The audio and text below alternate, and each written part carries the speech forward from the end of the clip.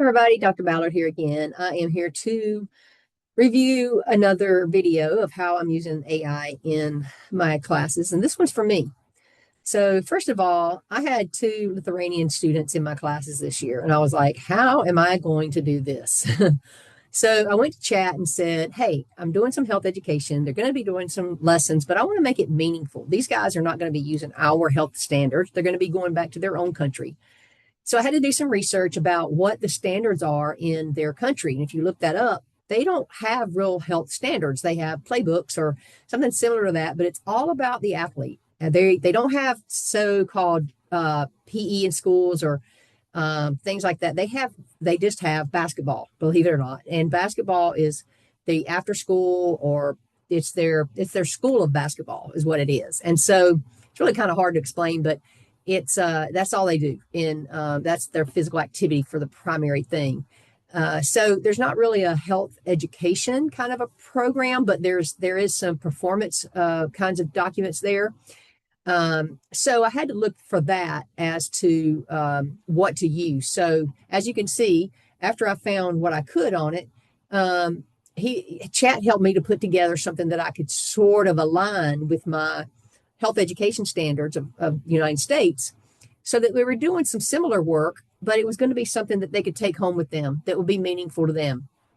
So the framework was, regulated around the elite sport for them by the Ministry of Education, Science, and Sport. And their elements included health monitoring, integration of sports science, injury and prevention, nutrition, anti-doping, and Olympic preparation, which is what the biggest thing for them was.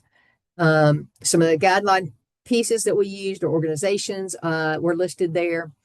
And so some of the topics, as we said, were sports medicine, anti-doping, risk behaviors, etc. And so we looked at all this, and the key takeaways were we could find some things on policy and sports science and medical programs and all of that. So I uploaded, I'm going to go through the hard parts too, because it ain't all easy. So I uploaded what I found overseas in the document for the boys' curriculum standards for coaching. And then I uploaded our health education alignments standards that I was using for us, and kind of explained to him that I'm trying to provide activities that will be meaningful for under 6 categories aligned with the USA standards and our national standards, our North Carolina national standards. But I still want them to teach the health skills, even though they're doing basketball. I'd like it to be more health oriented. It's not like skills of basketball. So I went and put it in, and unfortunately he couldn't read what I put in. So he says, I'll try to review them. And then he kind of got an idea, Chat got an idea of what he would do. He says, once I open them, I hope I can do some mapping for you, parallel the assignments, etc. Well, this is exactly what I wanted him to do. So he already started thinking, and putting some things together, right? Well, I went through and uploaded it again, a different format. And again, it doesn't seem like I'm doing it. This expires before they could, be opened. So I had trouble with that. I went through again. I'm like, well, let me try it one more time. Let me do it again. I think this happened before. I still didn't do it. So I'm frustrated, trying to figure out what in the heck can I do to get it up there. And he's still planning. Here's the things I'll try to do. I'll do this. And then he told me what to do. Upload another method. Try one file at a time. And then wait about 5 to 10 seconds before you upload the next. And I think eventually what I had to do was change it into put in PDFs. So Chat seems to like PDF more than Word. I like Word, but I think it's easier to work in Word. But for some reason, Chat can work better in PDFs. So eventually it goes through and well, that one didn't go through, I think, but it usually does PDF. So eventually here I had to cut and paste like all the standards in. Okay. So I just went through and did cut and paste all the stuff in what I wanted, just cut this long list. And so he goes to work. He's like, okay, here's what we can do. We can start putting these things together. Here's what we can, what I see for them. Here's how we can align it to the United States. So that worked. Here's the final project. Here's the things we can turn it into. Good. Here's our North Carolina ones. What can we do? How do we align, etc.? What can the play be at the end? How do we want to present this at the end? And so he works through the whole thing with me. And structure solid. We're not really changing the unit of standards, rubrics. Instead, we're changing the context and the deliverables. So the Lithuanian platers are designing unique basketball health education for athletes and not general health education classes. So below is that parallel pathway for Lithuanian basketball players that format and mirrors my health education class and my health education teachers. So what they're doing was nutrition for basketball performance, create a 3-week basketball performance unit, and they had to do those, how many meals, what the progression sessions were, some interactive activities, some quizzes, applied projects, activities like game day hydration, fueling for the multi-game tournaments, etc., things like that, and then create a basketball nutrition guide for the youth players. And going on to injury prevention was a second one. And then coming up with some projects, create a 15-minute injury prevention lesson for the youth players that they could demonstrate and work on and present. A mental health unit was the next one, and their delivery there was instructor notes and a PowerPoint presentation, an athlete worksheet that went with it, and a chapter test that they would be able to present to students or their teams. Create a team model health communications plan for their coaches and players. So what happens when students need that, or they need a plan, or they need something to help them with, where do they go? How do they go? Where do they go to?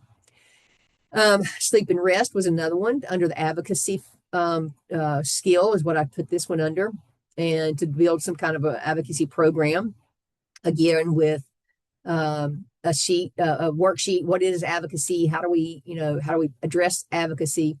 And then looking at player recovery and sleep monitoring and things that we needed to really advocate for students to do and for our athletes to do. And then our performance risk and substance abuse kinds of things. So again, take them through a lesson, and then develop a substance guide for those students, and then develop a healthy literacy model for basketball teams, and then send that out for everybody. And then they meet 2 days and do some lessons and integrated pieces, develop health education, kind of a guide for their players that puts everything in. They had to come in and present this to the class. And eventually they had a portfolio of all these things together, and I had a rubric for them, etc. So I did put all this together for them, and we just went through a couple more things that I needed to tighten up things with. And so we both go back and forth for some things. I clarify some of the things I wasn't quite sure with. And so I say, I'd like to do this. He says, okay, let's change that to this. If I didn't understand something, chat helps me change it. Or if I say something didn't quite align well, he says, okay, let's do that. Sometimes I'm like, I don't understand how to explain this. And he'll put, here's the coach's script. Elite athletes are not just strong. So here's how I would explain it to them. Or this is maybe what I would tell them to explain to their kids, or how they would start their paragraphs. And then he comes back. If you'd like, I can create 3 pieces of your assignment that requires for submission so that they have a model. So what would it look like? And then he could create the speaker notes, the athletic packet for me. You create all this for me. I'm like, what? You'll create it for me. Let me see what it looks like. And then I can also do an alteration of those things.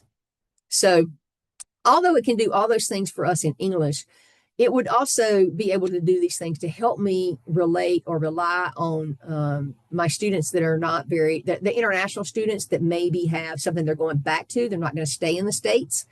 I know I've had students before that come over that have to go back and still go back to school where they are, and they have to pass their tests there to be teaching in their country. So they're not even our kind of tests. And I still want it to be relevant to them here. So how can they prepare for what they're doing over there? So I had to seek that out in their country. It wasn't hard, just kind of get some information there, and then ask the kids, a lot. They got to explain it to our kids about the difference in countries, and our kids explained to them a lot about what they came through, what their experiences were like. And so that was a good learning opportunity for all of us. And it gave us a lot of information. And then we put this together and went through and asked the kids what else they needed. And by the end, we had a great opportunity for them to learn and then present. And both kids, both foreign kids and our American kids, could see not only cultural differences, but they got to understand how they could also relate to kids in their class and how do they align things from different cultures. Doesn't have to be international kids, but just different cultures. We explained that if they just this is what my dissertation was around, if we just do a little bit of investigating about these students in our classes that we're not familiar with, don't run from them, don't push them off on somebody else, don't be shy about it, go talk to them, ask them. Sit down and say, tell me a little bit about what you do. What kind of games do you play? What kind of things do you do? What's about your country?